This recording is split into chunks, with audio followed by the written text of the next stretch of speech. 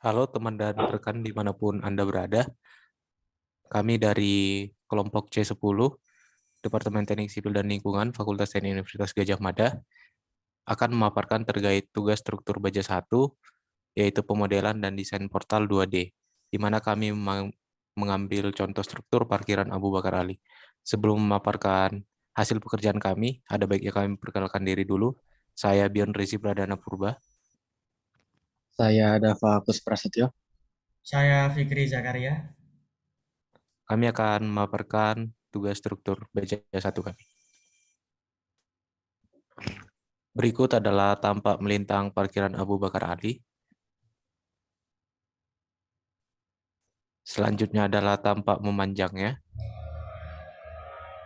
Kemudian ini adalah interior lantai 2 dari parkiran Abu Bakar Ali. Selanjutnya ini adalah denah parkiran Abu Bakar Ali. Bisa dilihat ini adalah tampak atasnya. Ini adalah bagian memanjang. Selanjutnya yang pendek adalah bagian melebarnya. Boleh dilanjut. Selanjutnya ini adalah bagian potongan portal yang akan kami tinjau dan akan kami analisis, di mana kami mengambil profil untuk kolomnya yaitu WF 250 dikali 250, sementara untuk baloknya adalah WF 450 dikali 200. Boleh dilanjut.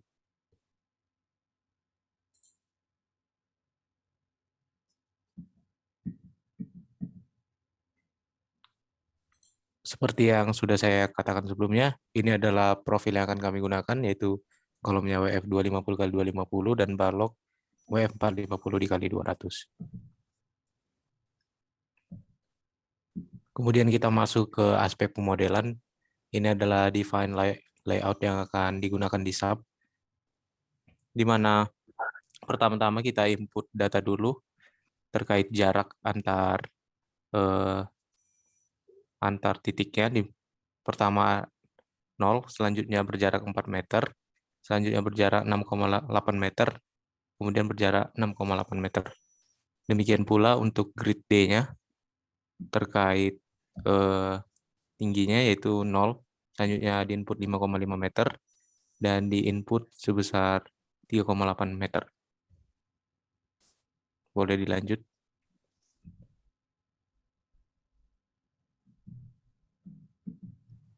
Selanjutnya kita input define material sesuai dengan ketentuan, di mana kita menggunakan BC37.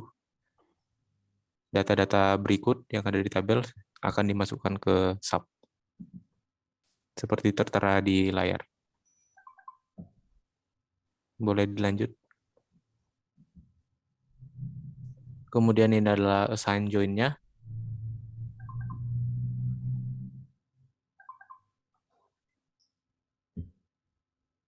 Kemudian boleh dilanjut.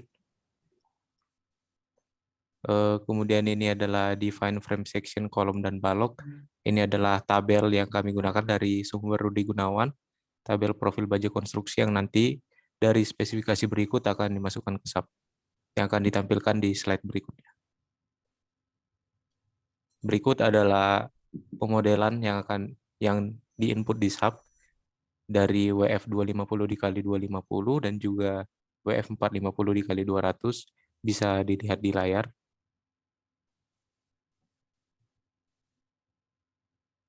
Selanjutnya ini adalah assign frame-nya yang sudah diinput ke dalam SAP. Kolom berupa WF 250 dikali 250, sementara balok WF 450 dikali 200. Lanjut.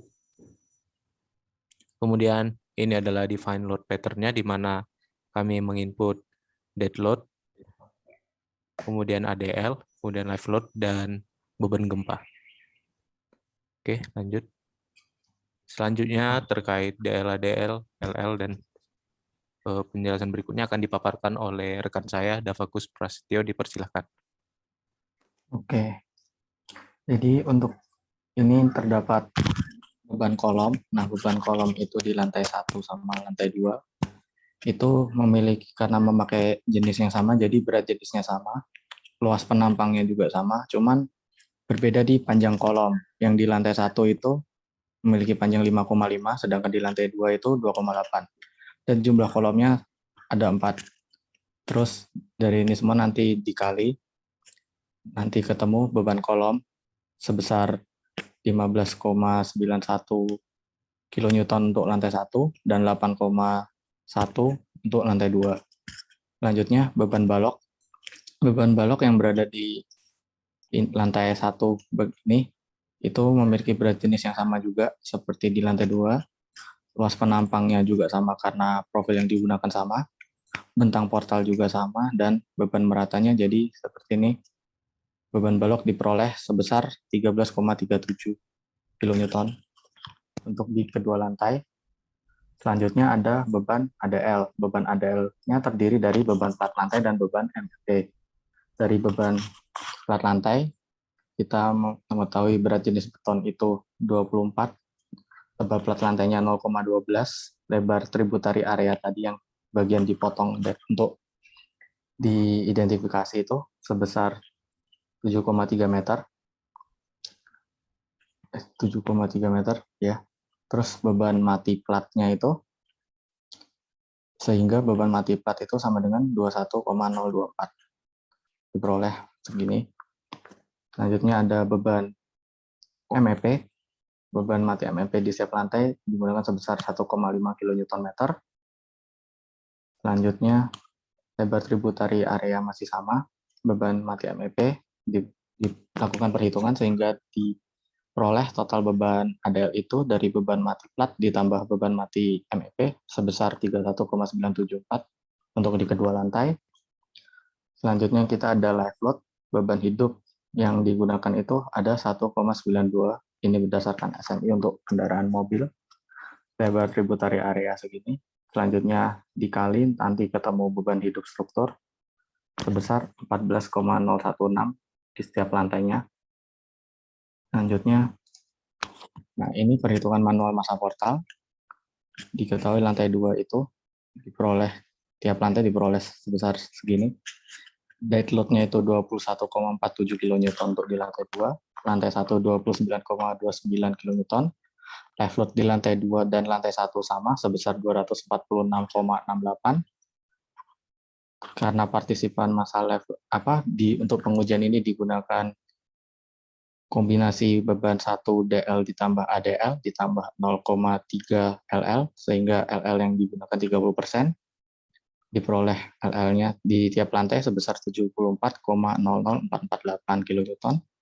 ADL-nya sebesar 562,7424 di setiap lantai. Kemudian diperoleh total kombinasi beban lantai 2 itu ada 658,225 kN, lantai 1 666,04 kN.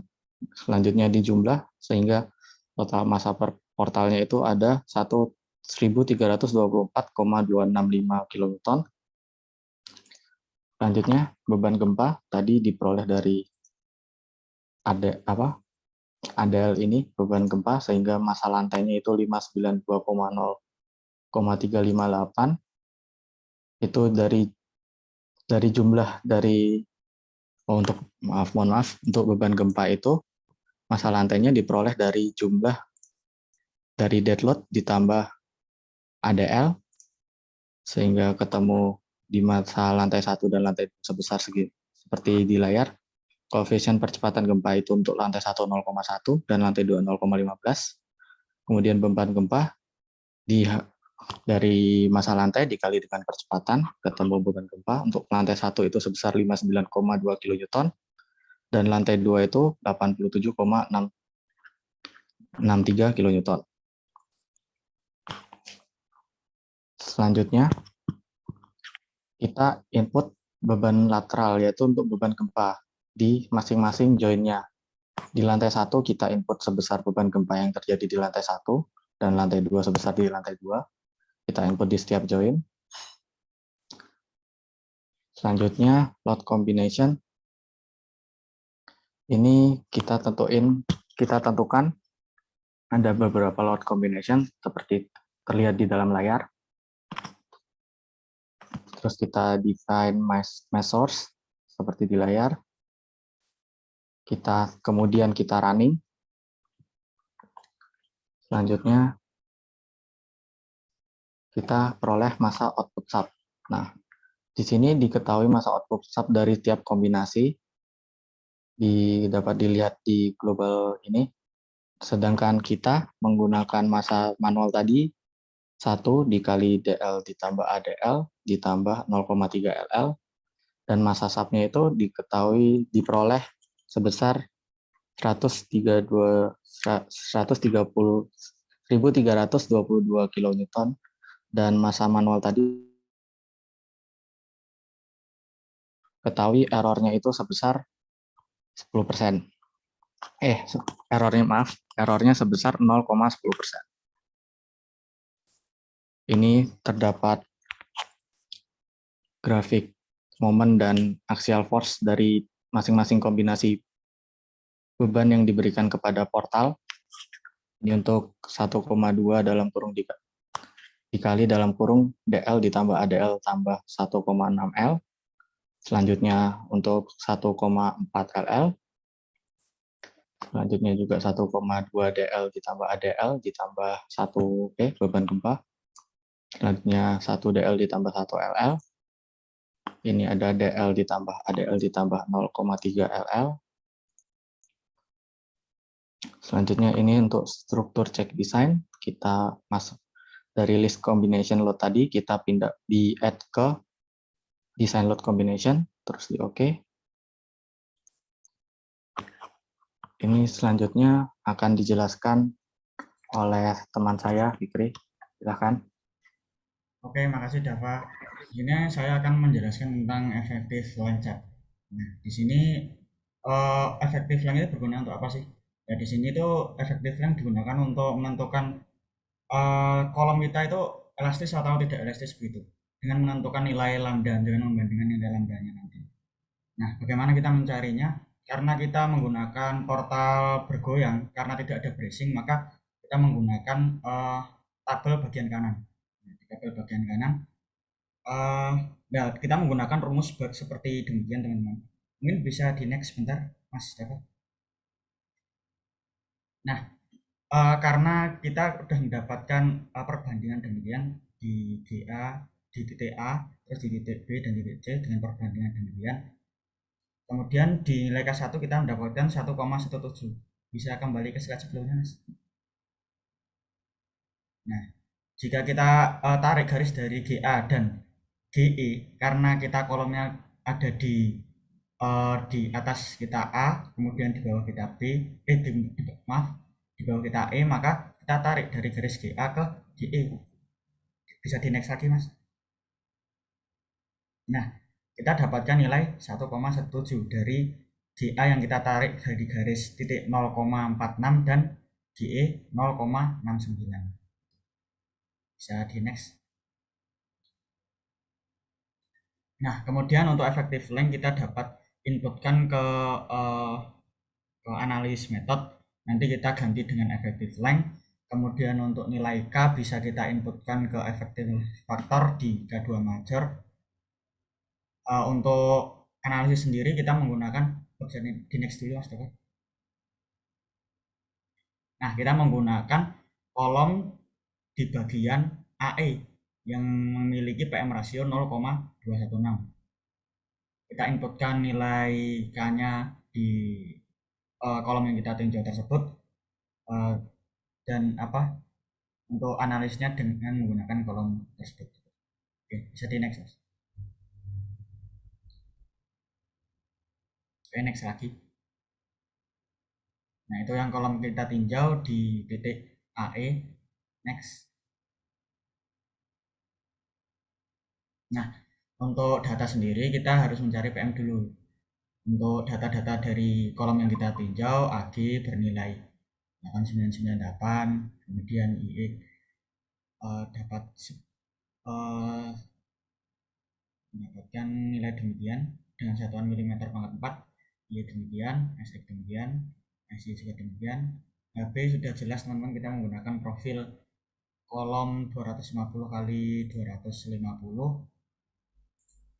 Oh ya, untuk tambahan sendiri, kayaknya nanti dimasukkan di masing-masing kolom yang berbeda. Tapi kita meninjau satu kolom yang bagian pojok kanan atas di PAE tadi. Tetapi dalam perhitungan analisis kita kayaknya kita masukkan semua di setiap kolomnya, kan nilai kayaknya akan berbeda-beda gitu.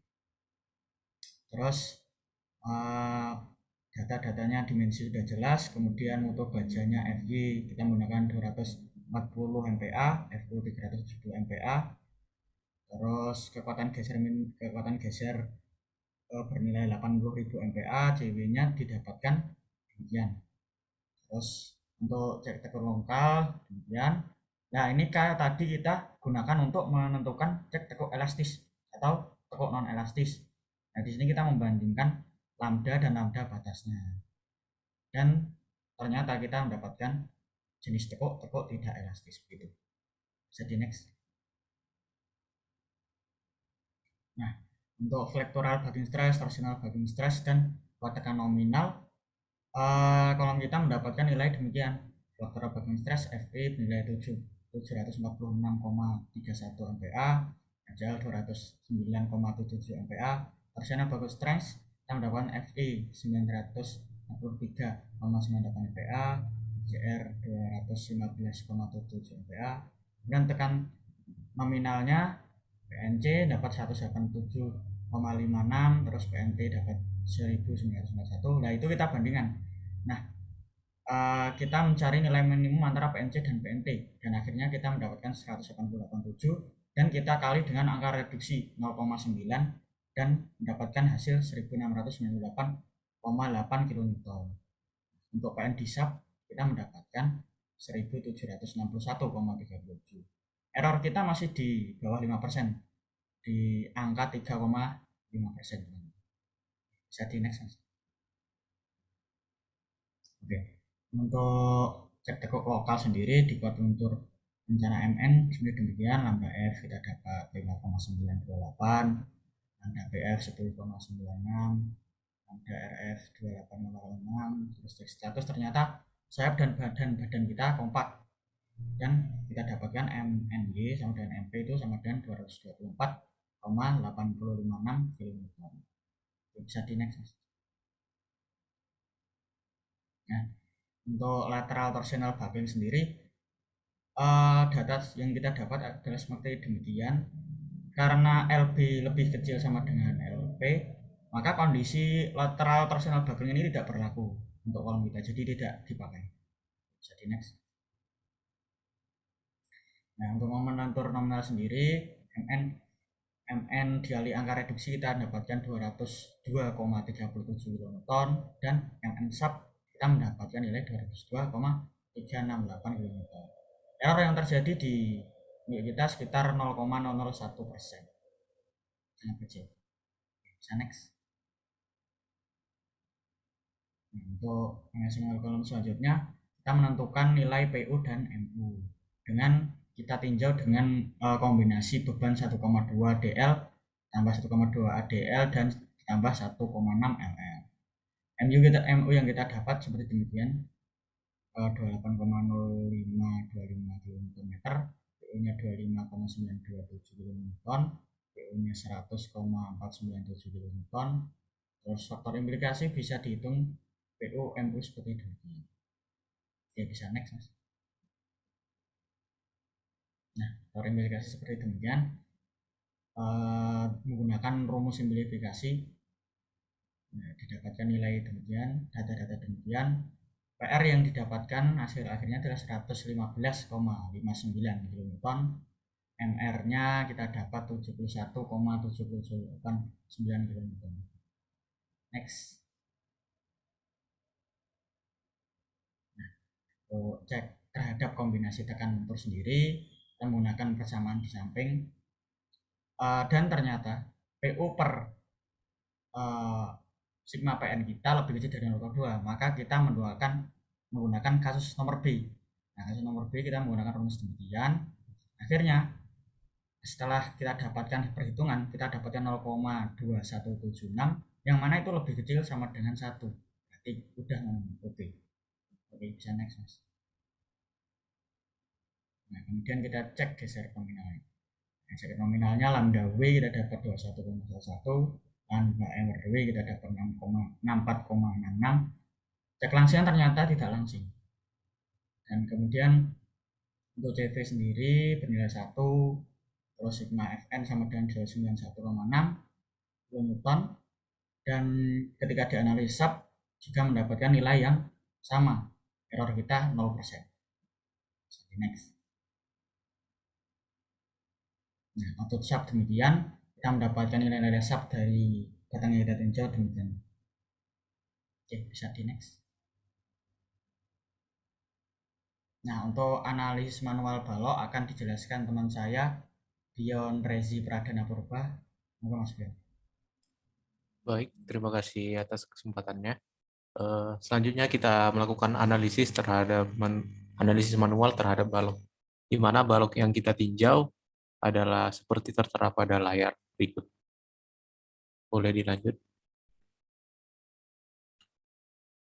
Perlu diketahui dalam analisis manual balok ini, kita melakukan analisis terhadap 3 pengecekan utama, di mana yang pertama itu ada cek kelenturan, yang kemudian yang kedua ada cek geser, yang ketiga adalah cek terhadap penundutan dengan kombinasi ASD. Yang pertama yang akan kita lakukan adalah cek terhadap luntur, seperti tertera pada layar berikut. Berikut kita menggunakan profil 450 dikali 200, di mana berikut ini adalah data ataupun spesifikasi dari profil tersebut. Melalui input data yang sudah kita masukkan ke dalam sub, berikut adalah hasil output berupa diagram dari sub 2000. Oke, boleh dilanjut.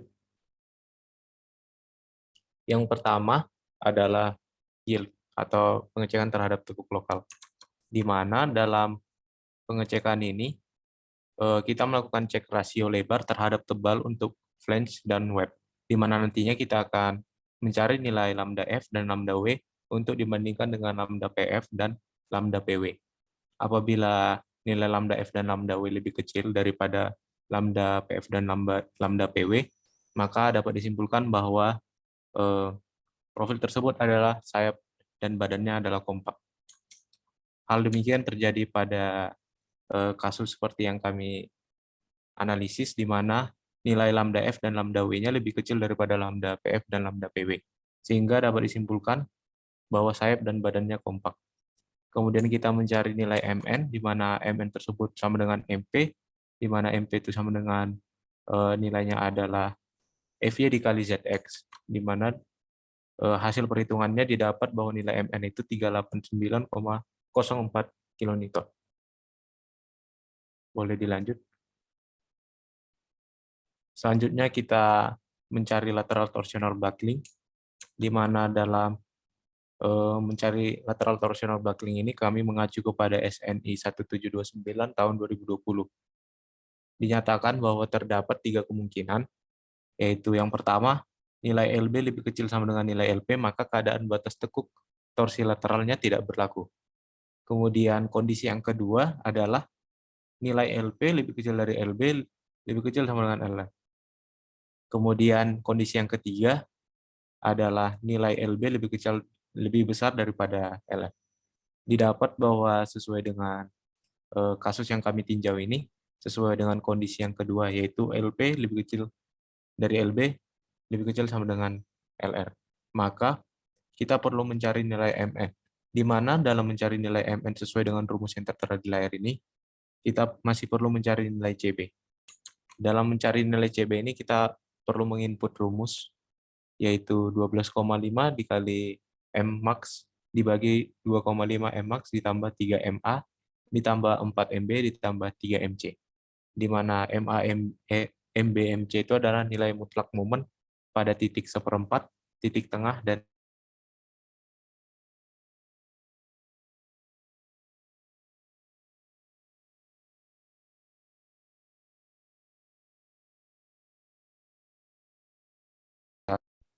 dikali nilai MN yang sebelumnya didapat dikali karena ditemukan bahwa nilai MN lebih kecil daripada nilai MN LTB, maka nilai MN-nya dikali dengan faktor reduksi, didapat nilai 350,136 kN. Kemudian, melalui hasil analisis dengan SAP 2000, didapat nilai MN-nya sebesar 350,242 kN. Maka diperoleh nilai error-nya sebesar 0,03%. Boleh dilanjut. Kemudian pengecekan yang kedua adalah cek terhadap geser, di mana dalam pengecekan ini kita perlu mengecek kelangsingannya. Diperoleh bahwa nilai delta W lebih kecil dari nilai lambda W lebih kecil daripada lambda RW, maka diperoleh nilai tidak langsing. Kemudian karena nilai tidak langsing maka digunakan nilai CV sama dengan 1.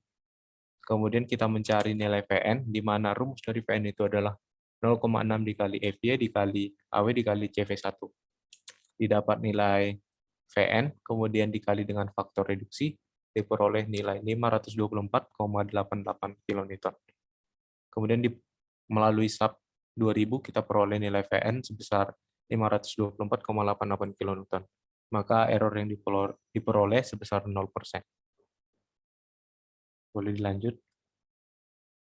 Kemudian pengecekan yang terakhir adalah pengecekan terhadap lendutan dengan kombinasi ASD. Pertama-tama kita perlu menentukan komponen struktur kita, apakah balok pemikul dinding, balok biasa, dan kami di sini menentukan bahwa struktur kami adalah balok biasa sehingga dipakai nilai L per 240. Pertama kita mencari Y izin, di mana L sama dengan L per 240, di mana nilai L-nya sebesar 4 meter, dibagi 240 diperoleh nilai 0,01667. Kemudian kita mencari lendutan yang terjadi akibat beban merata kombinasi ASD pada SAP 2000, diperoleh nilai defleksinya karena beban ASD sebesar 0,000272. Karena nilai Y izin lebih besar daripada Y max, maka struktur kami dinyatakan aman. Boleh dilanjut. Kemudian untuk perancangan sambungan akan dipaparkan oleh rekan saya Dava Kus Prasetyo.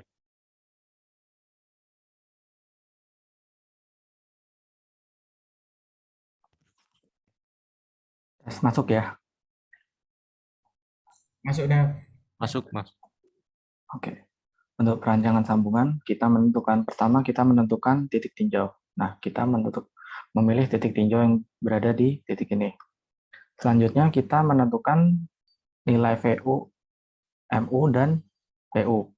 Nah, kita udah diperoleh nilai PU, MU, dan PU sebesar untuk gaya geser ultimate sebesar 25,927, momen ultimate-nya sebesar 71,77895 kN, dan gaya aksial ultimate-nya sebesar 115,5939 kN. Selanjutnya, kita menentukan material dan section properties dari baut yang akan digunakan. Di sini kita menggunakan baut mutu tinggi yang sering digunakan di lapangan, yaitu A325 dengan diameter baut sebesar 30 mm, sehingga diperoleh luas permukaan baut itu sebesar 706,8583 mm persegi. Jarak baut ke tepi LC terdapat dalam pasal SI, itu jika diameter baut 30 mm, maka jarak LC-nya itu minimal 38 mm, sehingga kita ambil nilai minimalnya yaitu 38 mm, dan kita gunakan jumlah baut sebanyak 12 baut. Selanjutnya kita menentukan material dan section properties plat ujung balok. Nah, untuk plat ujung balok kita menggunakan BJ37 karena kita menggunakan balok WF 450x200 sehingga tinggi plat dan lebar plat menyesuaikan dengan profil baloknya, yaitu tinggi plat dengan 450 mm dan lebar plat sebesar 200 mm.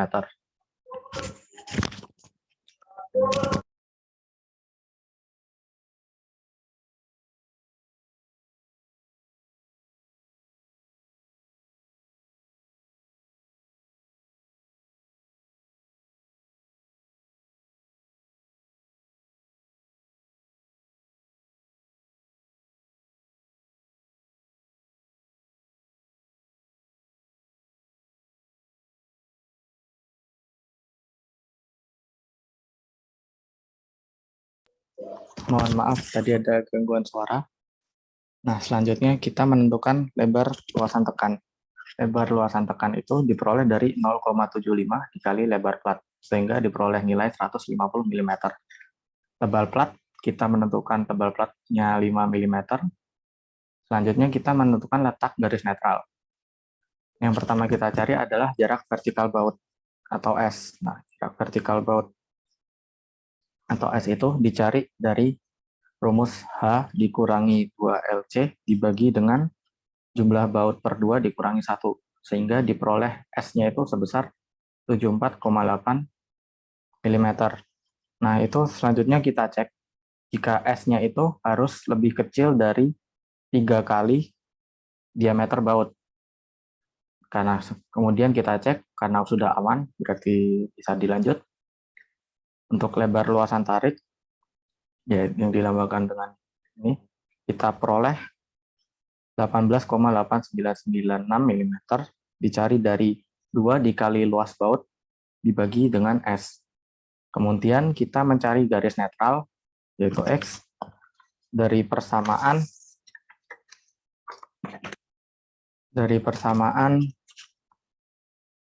B aksen minus lebar luasan tarik dibagi 2, itu untuk sumbu A-nya, untuk koefisien A. Selanjutnya untuk koefisien B kita punya minus B aksen dikali H. Untuk koefisien C itu kita peroleh dari B aksen dikali H kuadrat dibagi 2. Kemudian setelah diperoleh nilai masing-masing seperti ini, seperti A 65,55, B itu minus 675.000, B itu 67.500, C sebesar 15187.500. Kemudian kita cari dengan rumus ABC untuk mencari nilai X-nya. Diperoleh X1 dan X2 sebesar X1 yaitu 697,6359 mm dan X2 yaitu 332,1121 mm. Kemudian kita pilih nilai X yaitu yang memenuhi yang lebih kecil dari tinggi platnya, karena nilai X1 melebihi tinggi plat, sehingga kita menggunakan nilai X2 yaitu 332,1121 mm.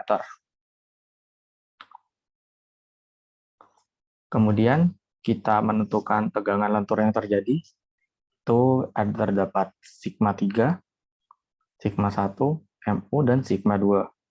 Sigma 3 itu dicari dari sigma 1 dikali H min X per X. Kemudian,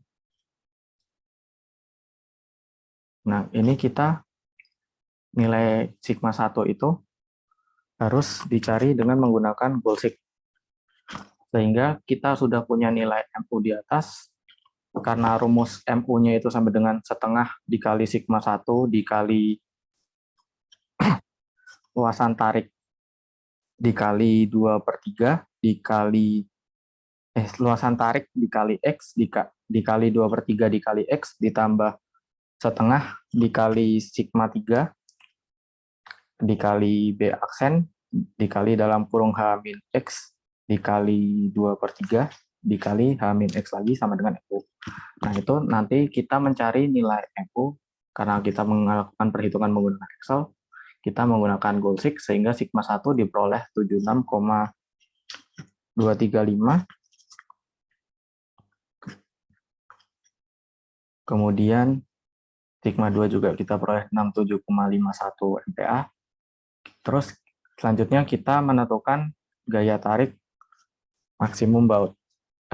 Sebelumnya itu kita menentukan nilai tegangan putus dari baut, yaitu FUP, FUB, dan FU. FUP itu kita mengikuti tegangan putus plat, dan FUB kita mengikuti tegangan putus baut. Dipilih yang terkecil sehingga FU-nya itu digunakan 370 MPa. Setelah itu kita menentukan gaya tarik maksimum baut dengan TU, itu dari luasan tarik dikali jarak antar baut dan sigma 2. Jadi TU itu diperoleh dari luasan tarik dikali jarak antar baut dikali dengan sigma 2, sehingga diperoleh TU-nya sebesar 95444,52 Newton. Jika dijadikan kilonewton jadi 95,44 kilonewton. Selanjutnya TU1 itu adalah setengah dari TU, diperoleh 47,722 kilonewton. Kita FNT kita menggunakan dari FU baut yaitu 620 MPa, dan sehingga TD itu diperoleh dari rumus PF dikali FNT dikali luasan baut, dengan PF yang digunakan adalah 0,75 sehingga diperoleh TD-nya sebesar 328,689 kilonewton. Kita cek apakah TU itu TU harus lebih kecil dari TD, sehingga diperoleh TU1 segini, dan kita cek dengan TD, karena lebih kecil berarti oke. Selanjutnya memiliki efisiensi kuat tarik sebesar 14,51%. Selanjutnya kita menentukan gaya geser baut, yaitu hal pertama yang kita cari adalah VU1, yaitu dicari dari nilai VU per N.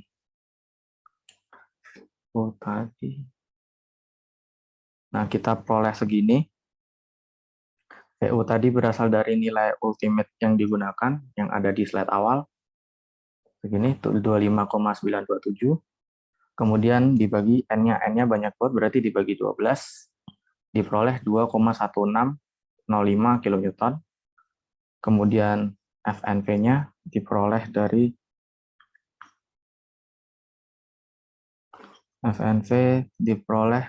sebesar 372 MPa. Kemudian FNV ini tadi diperoleh dari SNI sesuai ketentuan yang digunakan, sehingga diperoleh 37 MPa. Kemudian VD itu diperoleh dari VD itu diperoleh dari PF dikali FNV dikali luasan baut, sehingga VD diperoleh 197,213479 kilonewton. Kita cek apakah VU1 itu lebih kecil dari VD. Jika iya berarti oke. Dan karena hasilnya FU1 lebih kecil dari VD oke. Diketahui rasio gesernya itu 1,09%.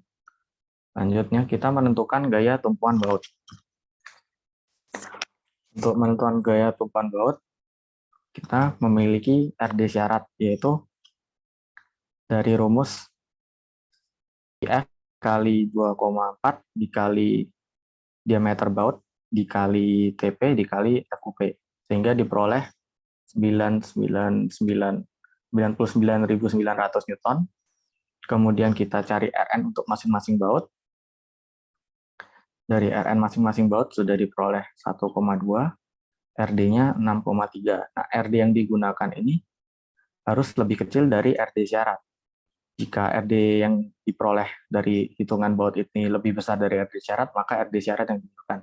Karena dari semua hitungan diperoleh RD syarat lebih besar dari semua hitungan bautnya, maka digunakan sesuai dengan hitungan baut. Diperoleh masing-masing pada baut sebesar yang tertera di layar. Selanjutnya, kita menentukan kombinasi gaya tarik geser. Sigma RD itu jumlah dari besarnya RD pada masing-masing baut ini, sehingga diperoleh 436,230 Newton. Jika dijadikan kilonewton, 403,23 kilonewton. Kita VU diperoleh di awal tadi sebesar 25,927 kilonewton. Kita cek, harus yang syaratnya itu adalah VU harus lebih kecil dari sigma RD. Karena VU lebih kecil dari sigma RD, maka syaratnya oke, terpenuhi. Selanjutnya kita menentukan kombinasi gaya tarik geser. Pertama kita mencari FRV yang diperoleh dari VU1 dibagi dengan luas baut, diperoleh 3,0566 MPa. Kemudian kita cari F aksen NT yang diperoleh dari rumus 1,3 FNT dikurangi FNT dibagi P kali FNT dikali FRF FRV harus lebih kecil dari, kemudian diperoleh hasil seperti ini. Kita cek untuk menentukan kondisi. Jika FNT lebih kecil dari F aksen NT, kita dapat menentukan kondisinya itu yaitu tarik lebih menentukan, sedangkan jika F aksen NT lebih kecil sama dengan FNT, maka kombinasi tarik geser lebih menentukan. Sedangkan ketika sudah hasil perhitungan, kita peroleh bahwa nilai FNT itu lebih kecil dari F aksen NT, sehingga maka digunakan FNT karena tarik lebih menentukan, sehingga dilakukan perhitungannya seperti tadi, FNT dan TD, seperti step-step yang sebelumnya.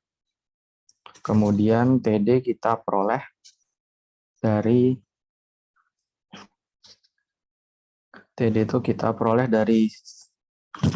PF dikali FNT dikali luasan balok, sehingga diperoleh TD segini. Kita cek lagi, jika kita cek nilai TD yang baru ini, apakah lebih kecil atau lebih besar dari TU1 yang diperoleh tadi. Karena nilai TU1 lebih kecil dari TD, maka statusnya oke.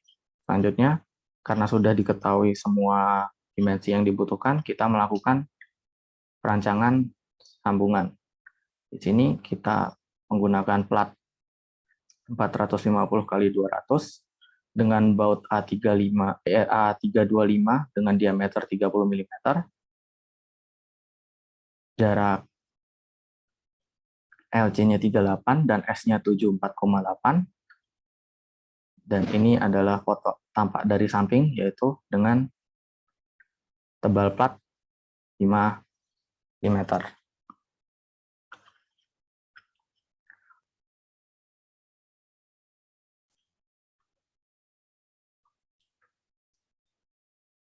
Mungkin sekian dari kelompok 10C. Jika ada salah kata, mohon maaf. Dan jika ada kurang lebihnya juga mohon maaf. Sekian presentasi dari kelompok 10C. Terima kasih. Wassalamualaikum warahmatullahi wabarakatuh.